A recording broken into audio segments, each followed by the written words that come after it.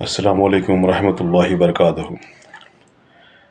عزیزان گرامیہ، آج کا یہ پیغام آپ تمام کے لیے غور فرمائیے گا۔ بہروپی لوگوں سے کس طرح بچنا چاہیے۔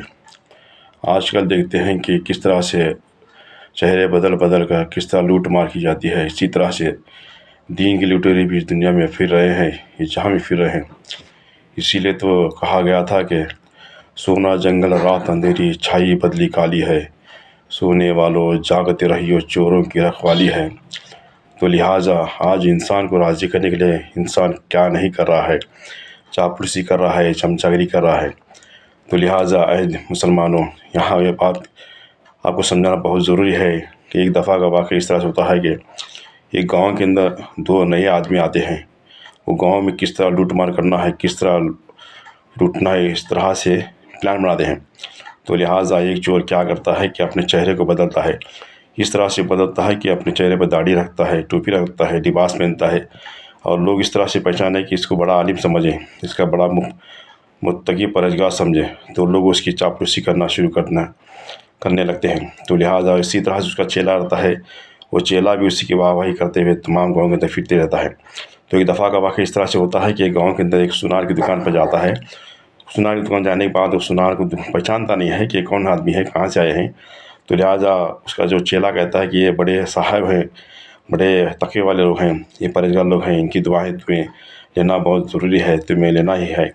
تو لہٰذا وہ دکاندار کہتا ہے کہ میرا تو ماشاءاللہ الحمدللہ اللہ کا شکر ہے کہ اللہ تعالیٰ نے مجھے سب کچھ نواز دیا ہے، میں اللہ کی بارگاہ میں ہمیشہ شکر ادا کرتا رہتا ہوں۔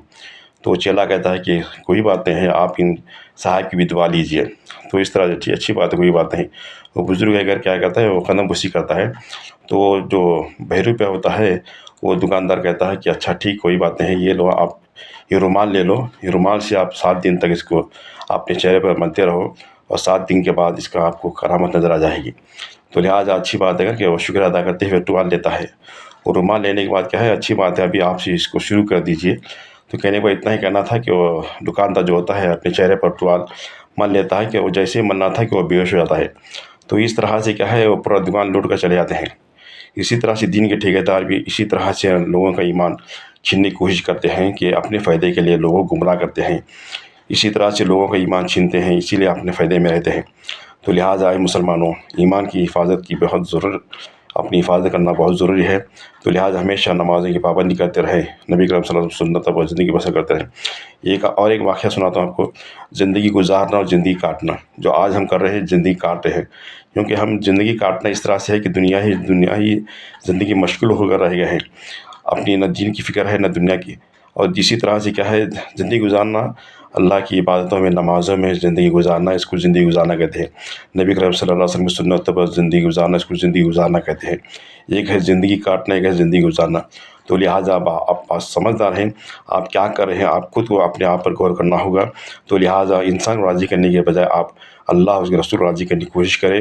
انسان کیا ہے، آج راضی ہو جائے گا، کل بدلی ہو جائے گا۔ تو لہٰذا اللہ رب العزت جب راضی ہو جائے گا، آپ کی دنیا اور آخرت دونوں کامیاب ہو جائیں گی۔